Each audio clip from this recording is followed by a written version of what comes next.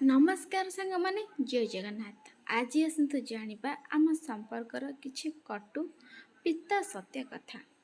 ହସୁଥିବା ଖେଳୁଥିବା ଝିଅଟି ଗୁମସୁମ ବୋହୂ ହୋଇଯାଇଥାଏ। କେବଳ ତାର ପରିବାର ବଦଳି ନଥାଏ, ତାର ସ୍ୱଭାବ ବି ବଦଳି ଯାଇଥାଏ। ଶାଶୁ କ'ଣ ପାଇଁ ଭୁଲି ଯାଆନ୍ତି କି ତାଙ୍କ ଝିଅ ବି କାହା ଘରର ବୋହୂ ବୋଲି। ଯଦି କେହି ତାଙ୍କ ଝିଅ ସହିତ ଏମିତି କରିବ, ତାହେଲେ ତାଙ୍କୁ କେମିତି ଲାଗିବ?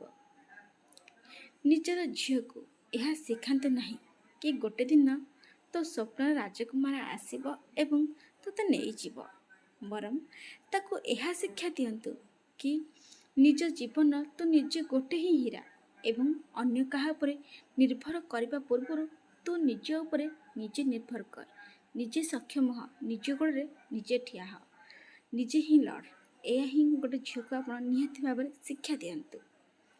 ବିବାହ ଘର କେବଳ ଏକାଠି ରହିକି ଜୀବନ ଅତିବାହିତ କରିଦେଲେ ସଫଳ ହୋଇନଥାଏ, ବରଂ ଜଣ ଜଣଙ୍କର ଭାବନାକୁ ବୁଝିବା ଏବଂ ଜଣ ଜଣଙ୍କର ସମ୍ମାନ କରିବାରେ ସଫଳ ହୋଇଥାଏ। ଗୋଟିଏ ଉପଦେଶ ସବୁବେଳେ ମନେ ରଖନ୍ତୁ, ଗୋଟିଏ ଝିଅର ଜୀବନ ନଷ୍ଟ କରିବା ଏହା ଗୋଟେ କରଜ ହୋଇଥାଏ, ଯାହା ଗୋଟେ ନା ଗୋଟେ ଦିନ ନିଜ ଝିଅ ଉପରେ ଭଗବାନ ନିଶ୍ଚୟ ଆଦାୟ କରିବେ। ତେଣୁକରି ଯାହା ବି କର୍ମ କରୁଛନ୍ତି ସବୁବେଳେ ଭାବିଚିନ୍ତି କି କରନ୍ତୁ, ସତ୍ କର୍ମ କରନ୍ତୁ। ପୁରୁଷ ନିଜର ସ୍ତ୍ରୀକୁ ସେତେବେଳେ ଇଗ୍ନୋର କରିଥାଏ ଯେତେବେଳେ ତା ଜୀବନରେ ଆଉ ଗୋଟେ ମହିଳା ଆସିଯାଇଥାଏ। ଯଦି ଘର ଚଳାଇବା ପାଇଁ ଗୋଟେ ବୋହୂ ବୁଝିପାରୁଛି, ଗୋଟେ ବୋହୂକୁ ନଇଁବାକୁ ପଡ଼ୁଛି, ସବୁ ଜିନିଷ ସହିବାକୁ ପଡ଼ୁଛି, ତାହେଲେ ଶାଶୁ ବି ନଇଁଯିବା କଥା ଏବଂ ବୁଝିବା କଥା। କାହିଁକି ନା ସମ୍ପର୍କ ଅହଙ୍କାର ସହିତ ଚାଲିନଥାଏ, ସମ୍ପର୍କ ଭଲ ପାଇବା ଏବଂ ସମ୍ମାନ ସହିତ ଚାଲିଥାଏ।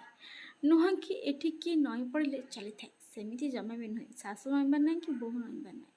ସମ୍ପର୍କକୁ ସବୁବେଳେ ସମ୍ମାନ ଦିଅନ୍ତୁ, ଭଲ ପାଇବା ଦେଇକି ସମ୍ପର୍କ ଚଲାନ୍ତୁ, ଦେଖିବେ ସମ୍ପର୍କଟା ବହୁତ ସୁନ୍ଦରରେ ଚାଲିବ। ଯେଉଁ ପତ୍ନୀ ସିଧା ସ୍ପଷ୍ଟ ମୁହଁରେ ଉପରେ କହିଦେଇଥାଏ, ତାହା ବହୁତ ଖରାପ ଲାଗିଥାଏ। କିନ୍ତୁ ଯେଉଁ ମା' ବୁଲେଇ ବାଙ୍କେଇ କହିଥାନ୍ତି, ତାହା ଦୁନିଆରେ ସବୁଠୁ ଠିକ୍ ଲାଗିଥାଏ। କାହିଁକି ନା ମଣିଷ ଏମିତି ଗୋଟେ ମିଛ ଚଷମା ପିନ୍ଧିଥାଏ କି ଯାହା ସତ୍ୟ ନଜରକୁ ଆସିନଥାଏ। ଭଲ ପୁଅମାନେ ଅଧିକ ବେତନ ପ୍ରାପ୍ତ ଚାକିରି କରିଥାନ୍ତି ଏବଂ ଭଲ ଝିଅ ସୁନ୍ଦର ହୋଇଥାଏ।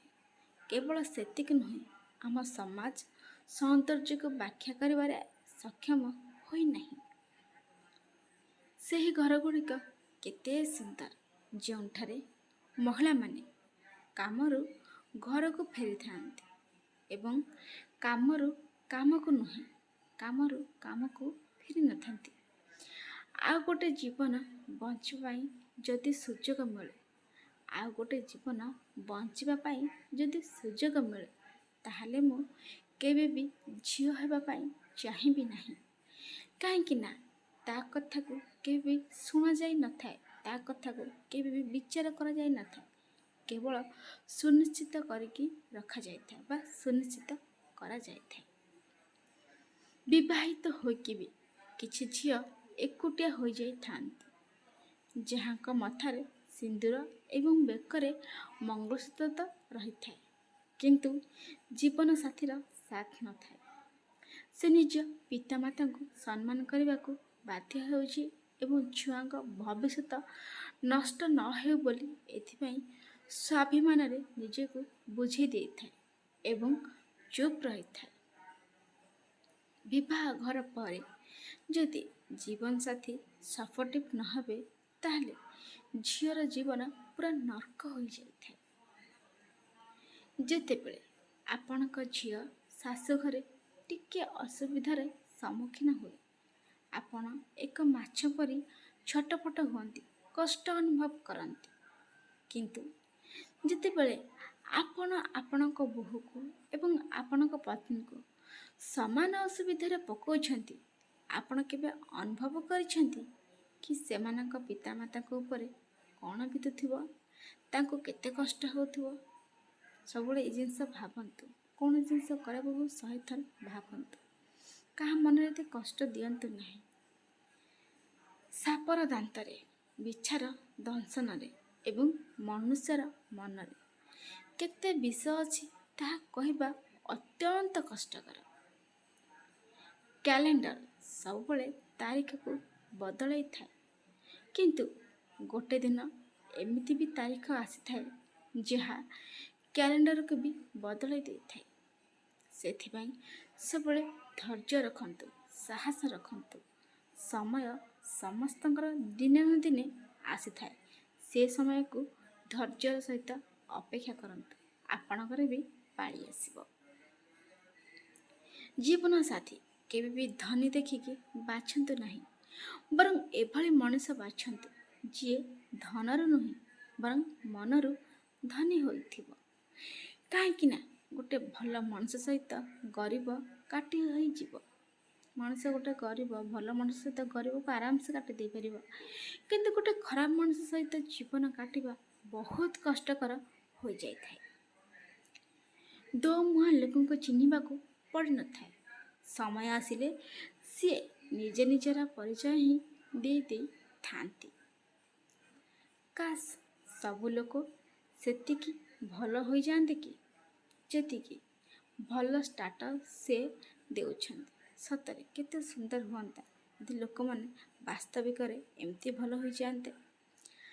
ଆଜିକାଲିର ସମୟ ଏହିଭଳି କି ନିଜ ଲୋକଙ୍କୁ ନିଜ ବିଷୟରେ କହିବା ପାଇଁ ହେଲେ 1000 ଥର ଭାବିବାକୁ ପଡ଼ୁଛି, କାରଣ ନିଜ ଲୋକ ହିଁ ସବୁବେଳେ କଷ୍ଟ ଦେଇଥାନ୍ତି।